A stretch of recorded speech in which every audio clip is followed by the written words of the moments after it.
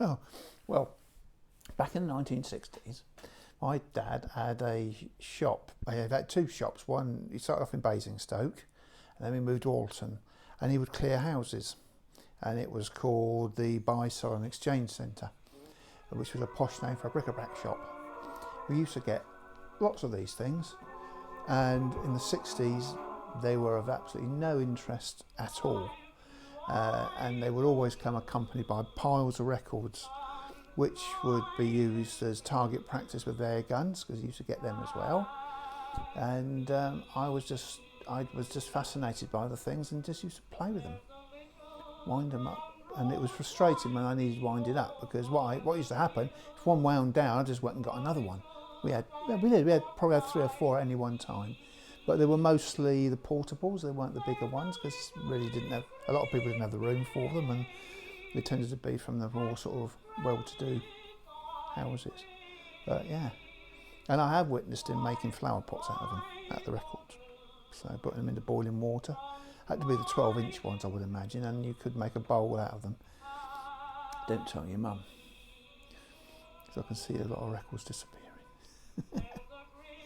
But yeah.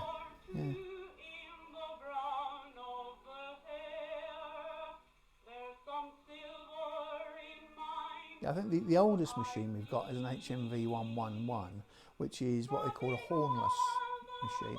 The zonophone is hornless. They're called that, obviously they're not hornless because you wouldn't hear anything because the horn is inside.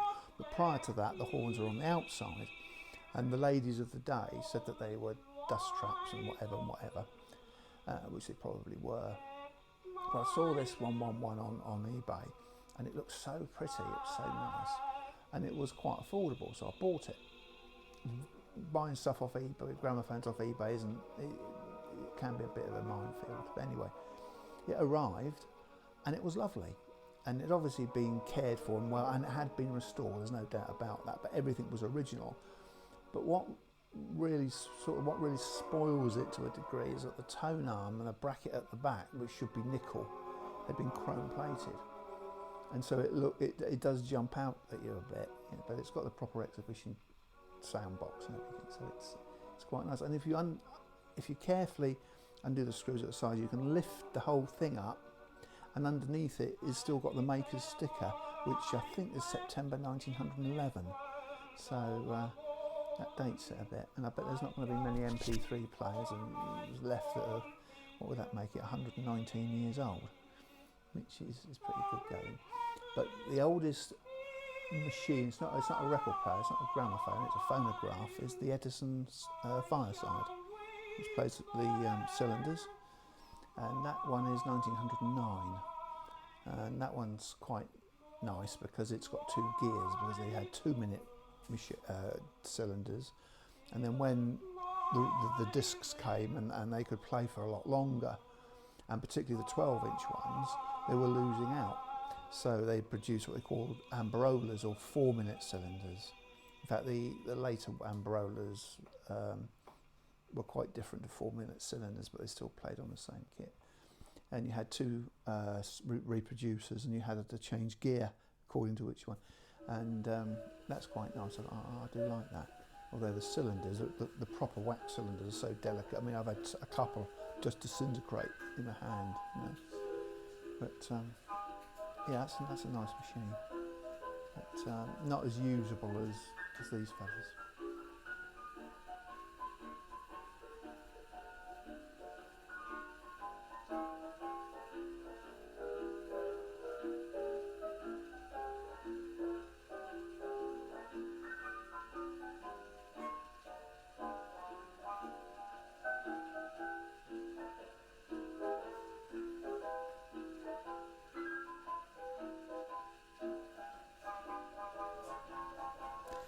Depends on your viewpoint, because analog covers a much broader spectrum than digital. And again, like with the gramophone records, I digitise them. 2 reasons really. Firstly, I like doing it, and secondly, it doesn't wear the records out when you want to listen to them. I prefer an analog sound to a digital sound, simply because it does. it has got more warmth and roundness to it. It's very difficult to describe, and it's really a personal thing. But when you look at a gramophone record, a 78 gramophone record, it doesn't really matter, because a lot of them are so, by the time they get to us, they're quite worn. If some of them are scratch and damage, obviously that affects them. And some people say, oh, well, that's all part of the analogue sound. Well, I don't think a damage on a record is part of an analogue sound, but you get a nice analogue, particularly an LP, a nice quality analogue LP, and particularly classical music, I think knocks spots off a digital. Having said that, I'm not going to say that digital is bad. It isn't. The first time I heard a CD, which was 1982, I was absolutely bowled over. It was remarkable.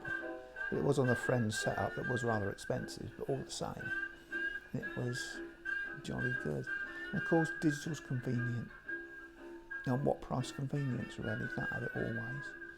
When I look at the top-end analogue audio equipment, you couldn't afford it, well, a lot of people couldn't afford it, and to accommodate it is not practical. Yeah.